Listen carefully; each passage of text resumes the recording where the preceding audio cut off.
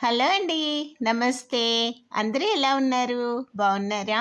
ఈరోజు నేను సొంటి పొడి ఎలా తయారు చేసేది మీకు షేర్ చేస్తున్నానండి. సొంటి తీసుకొని అది బాగా కాల్చాలి పొయ్యి మీద. కాలిన తర్వాత ఆ పొట్టంతా గూడా తీసేసేయాలండి. ఇది జీర్ణాశయం పెరుగుదలకి బావుంటుంది.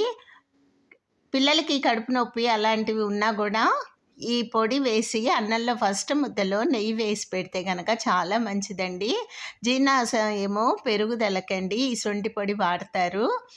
వాంతులు అలాంటి అరుగుదల లేకుండా పిల్లలకి అవుతూ ఉంటాయి గదండీ! అందుకని ఈ శొంఠి పొడి వేసి ఫస్ట్ ముద్దలో నెయ్యి వేసి, కొద్దిగా ఉప్పు వేసి పెడితే గనక వాళ్ళకి అరుగుదల ఉంటుందండి. ఇప్పుడు సీజన్ మారింది కదా!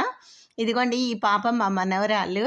దీనికి కడుపు నొప్పి అంటేనే నేను ఈ సొంటి పొడి తయారు చేశానండి. అదే మీకు వీడియో షేర్ చేస్తున్నాను. ఉంటానండి.